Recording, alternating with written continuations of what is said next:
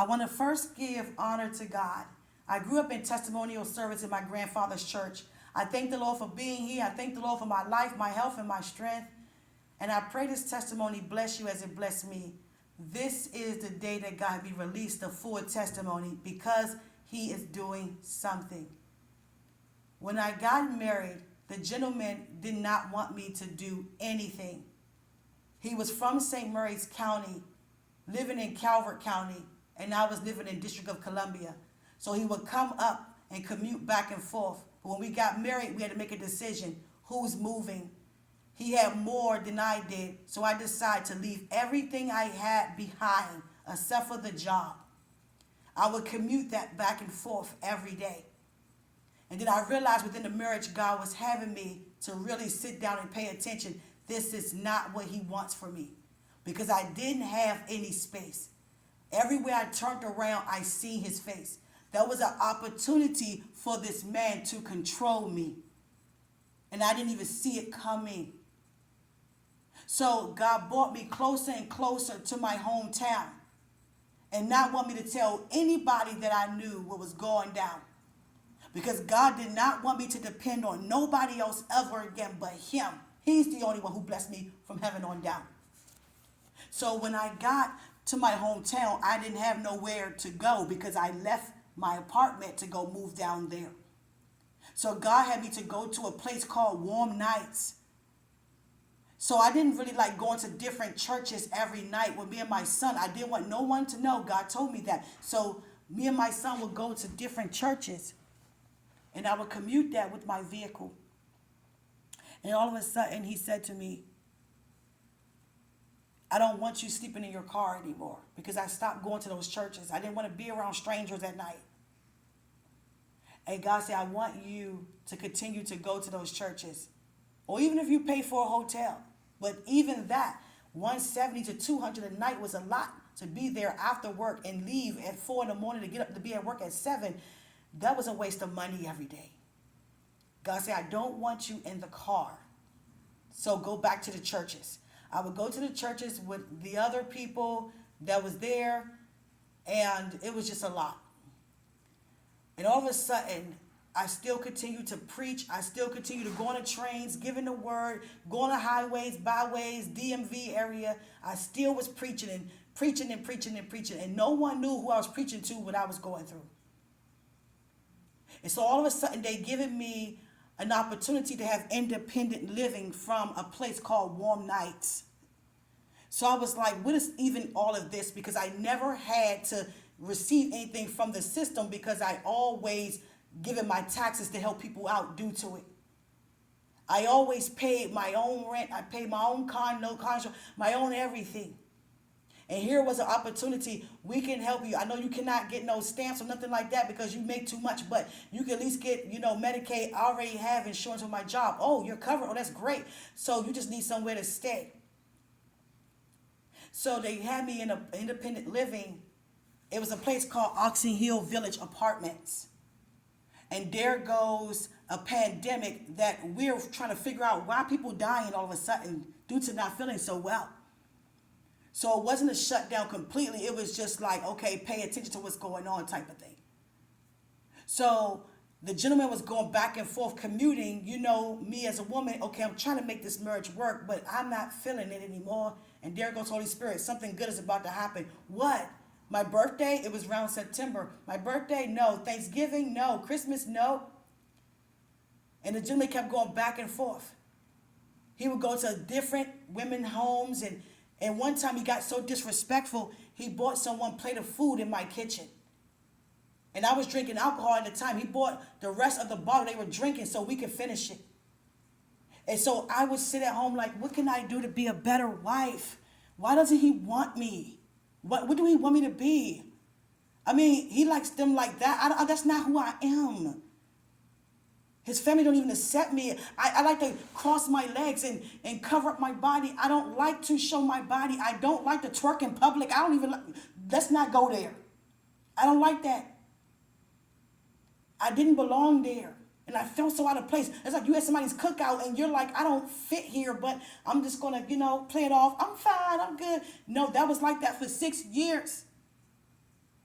not understanding what's going on. And so what happened was, he was going back and forth.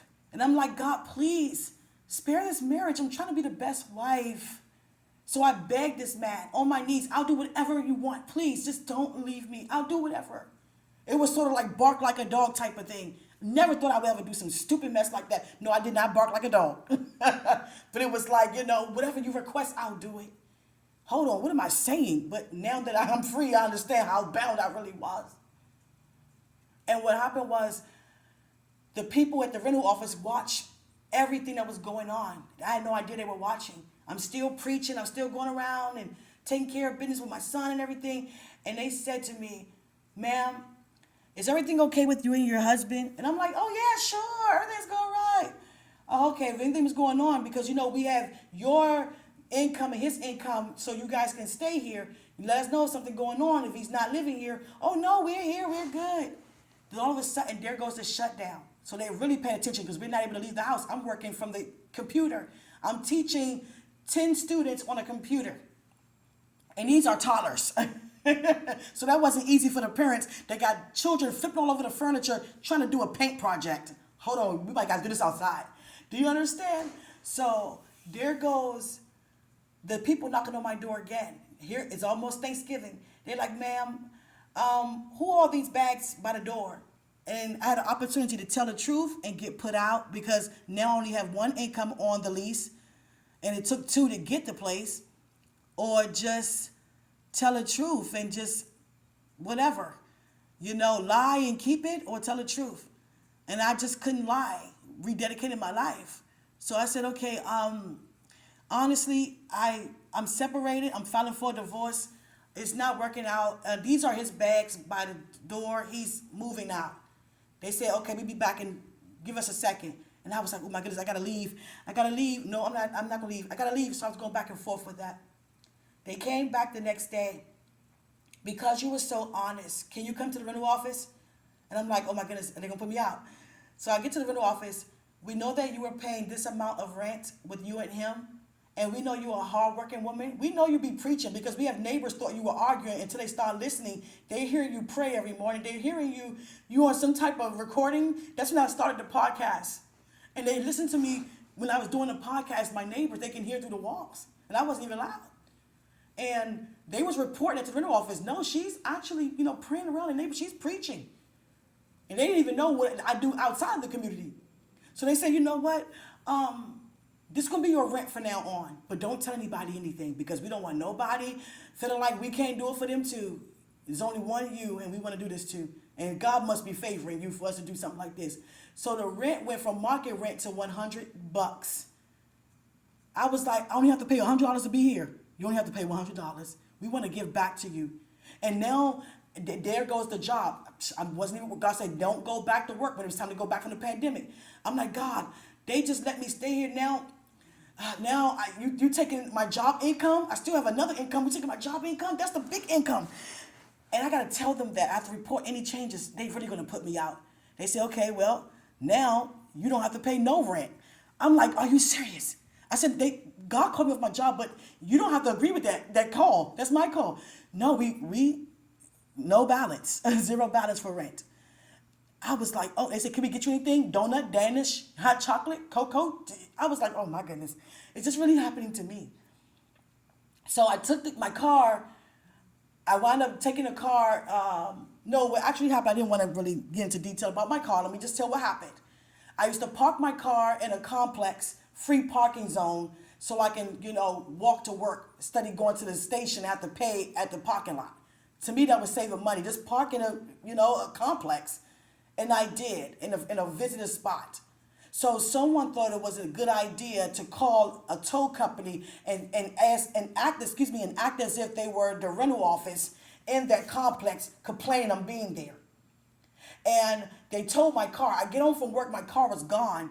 And I went to that rental office in that building I was parking. They said, no, we never called anybody. You in a safe zone. You in a visitor spot. You're fine. And God told me who did it. It was a family member. And immediately the family member called and said, I just rolled past, your car not there. Did it get towed? Why would they even be your first guest because you told it?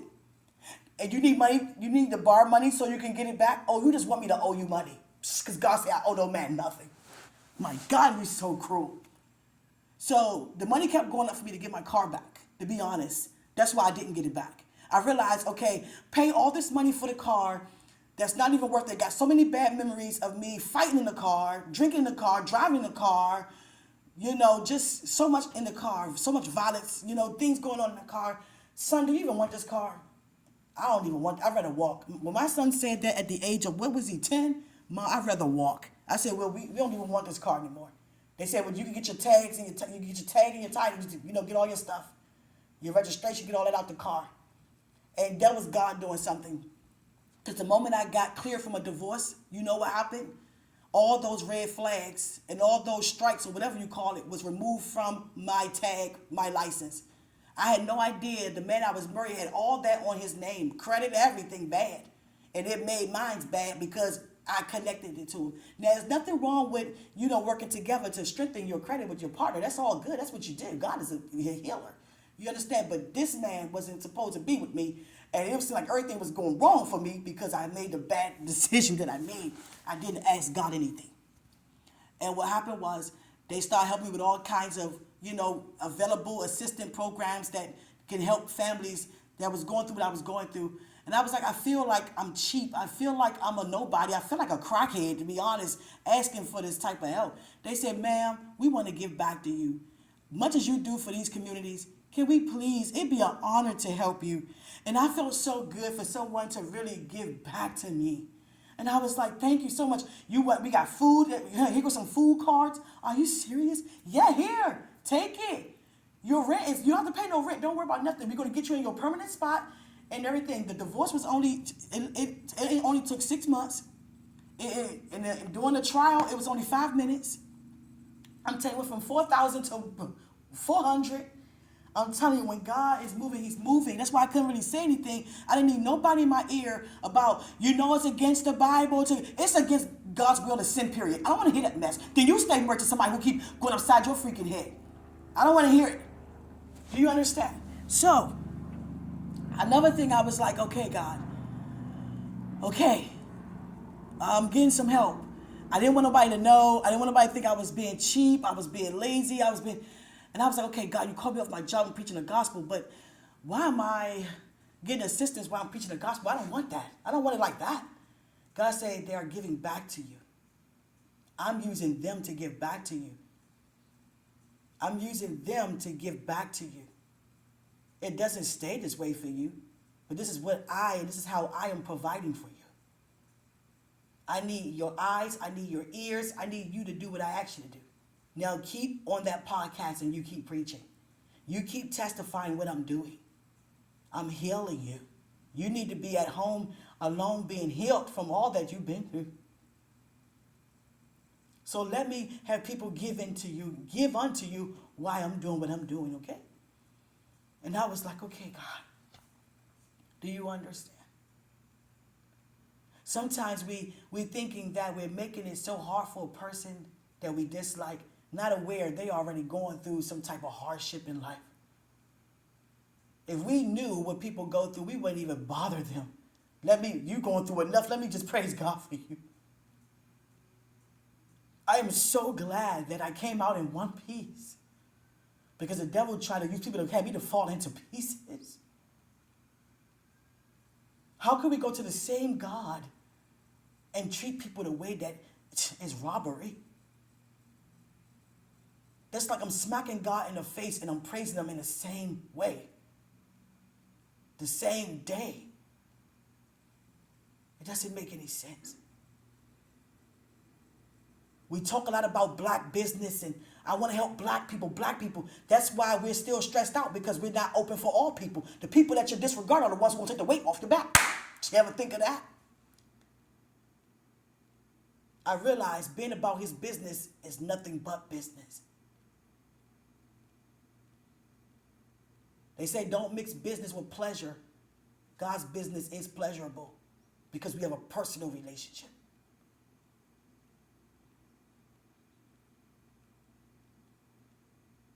We have to realize by evaluating, what am I doing here for real? What am I saying to my friends and my family? What are my conversations like? Because even though people don't hear us, we know what we're talking about.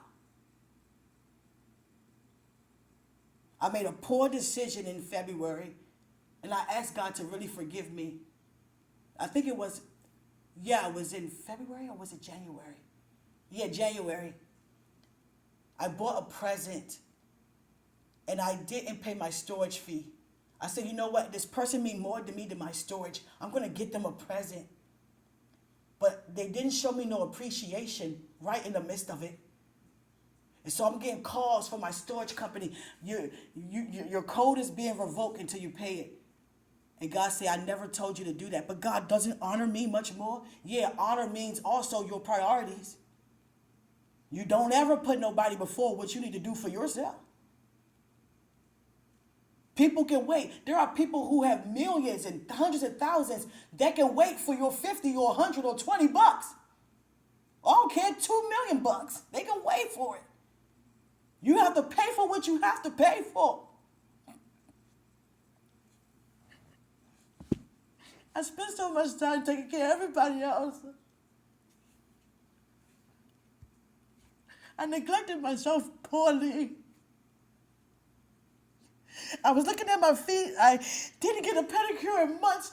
My hands, my face, and I'm still put a praise on it every day. And everybody walking around living so good, feeling so blessed because they're robbing me all day. I was being robbed all day, still going to God. Do you understand? It doesn't make sense.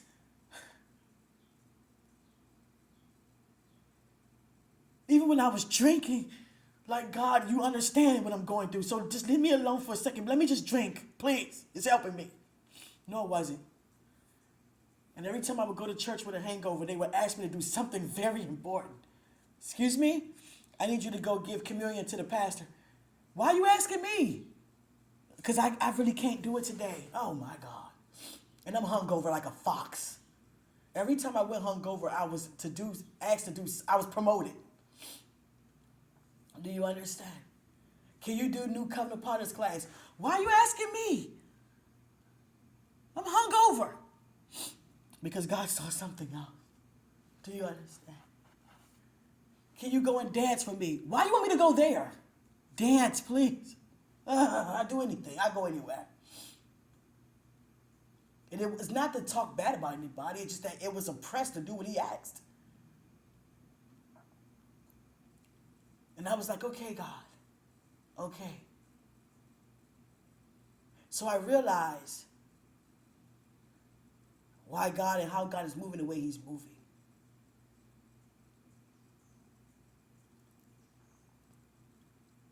Had to be healed from anxiety and depression. So wouldn't be having no quote unquote earthly episodes where you panicking and feeling like you're about to die when nothing is even happening to you. You've been through so much trauma that it affected your way of thinking so bad that you thinking something bad is happening to you and nothing is happening bad at all.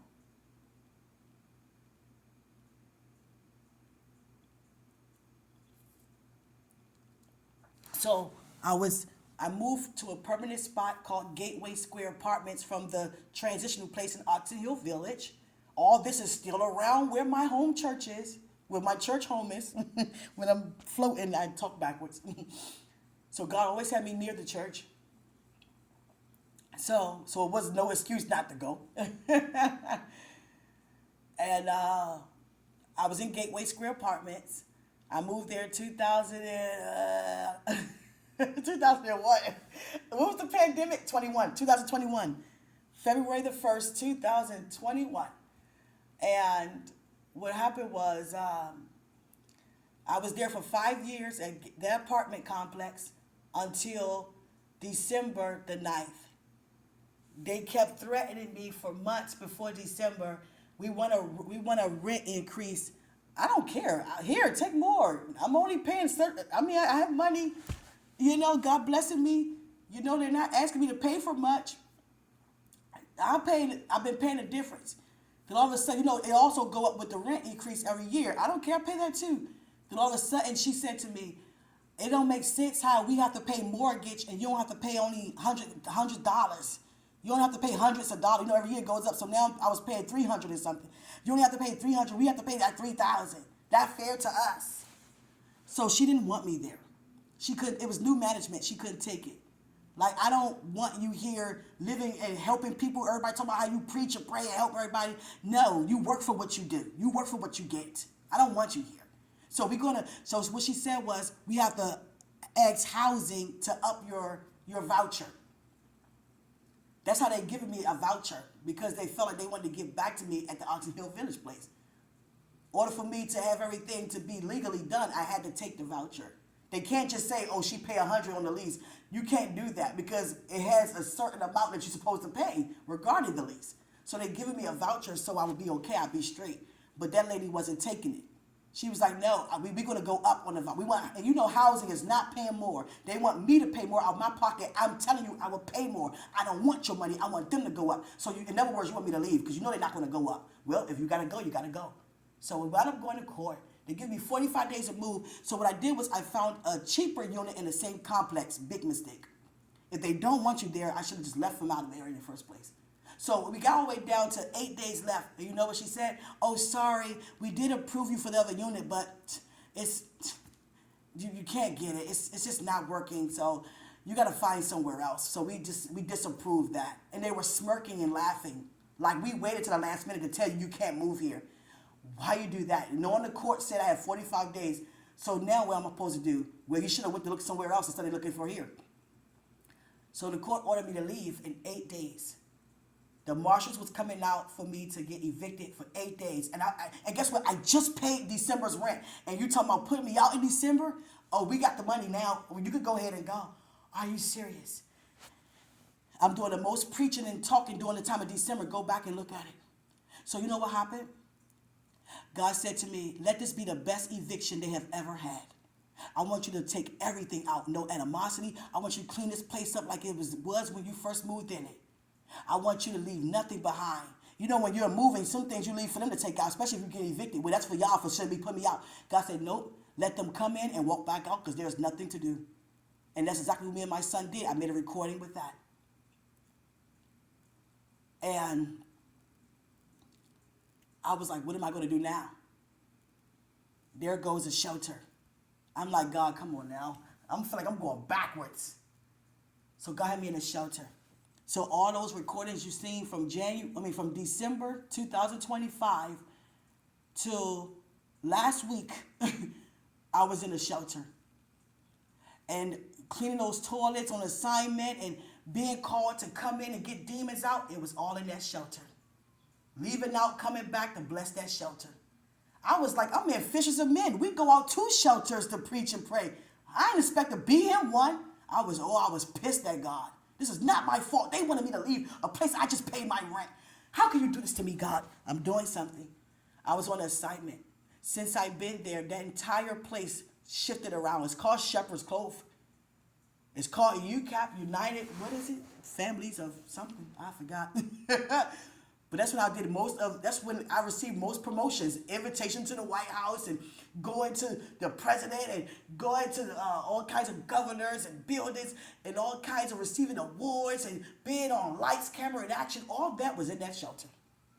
God was doing something. I built up a lot of families. A lot of people was blessed. The entire organization have shifted from how they used to do things. They was like, you're leaving, you got a place? Yeah, it's time for me to go now. As soon as I got there at a place, I just had to wait from housing to approve of and inspection, all that stuff. And I'm like, God, just let me go back to work. Just let me go back to work. It's so much better than doing it this way. It's so much easier to get a paycheck and just take care of your own stuff instead of waiting on somebody to do something for you. I said, God, I have all this energy, all this, drive, all this determination. Just give me my job back. Give me my job back.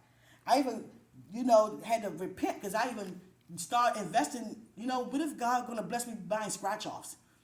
And, I gave a testimony about that. I was buying scratch-offs. When was that? In November, October, during the time they was threatening to evict me. Okay, maybe I could just get rich. All this happened in one day. And I went to MGM and I said, you know what, God, I can't do this. I can't do this. This is not you. I can't do this. So I stopped doing that. And I testified everything I was going through. Everyone, all of you probably familiar with the scratch off, the lottery thing. So I was testifying, no gambling. You understand? All of that. And people putting you through things, not even aware you already going through the fire without them even doing anything. It just shows how strong you really are. You're going through fire on top of somebody bringing in extra fire. You know why? Because when you're fired up, can't nobody put out your fire. So what happened was, it was like boom, boom, bam, bam. And they was like, can we sow into you? You're leaving. You blessed us so much and you were on an assignment. Here, we have, remember that say I was going to throw that card away that came in the mail? That was from that place. All the gift cards and the checks and all that, it was from that place. Do you understand? And I wound up moving into a place that's more space, an extra bathroom, bigger bedrooms, and guess what? Even closer to the church. God keep moving. Next week, you're going to have me to move in the church? I'm just saying, no, he's not. But I'm just saying, he's moving me closer and closer. Why? Because everybody that's there that really works there don't live that close. So when they're at home, I'm here as an intercessor for that place. Do you understand? God put people we needed to be. And I just thank God for the heart to intercede for the place.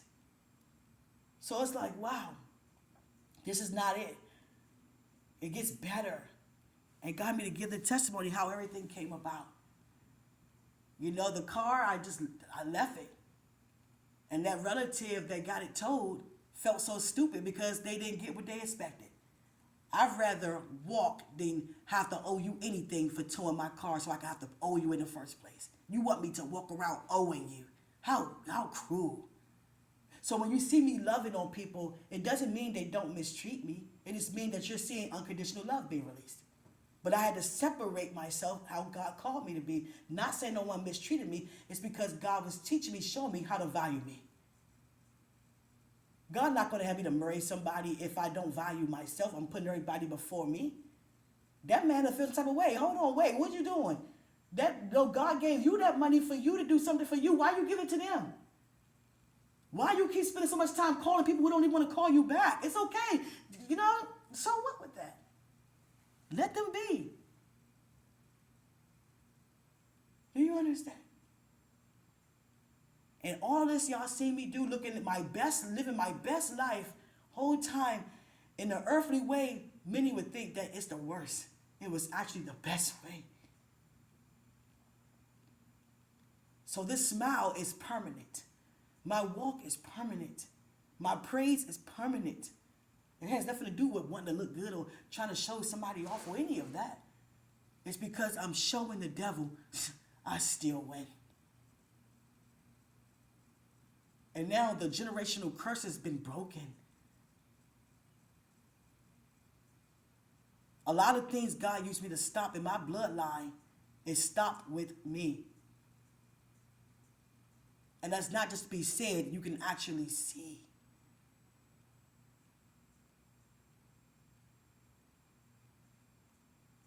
Do you understand?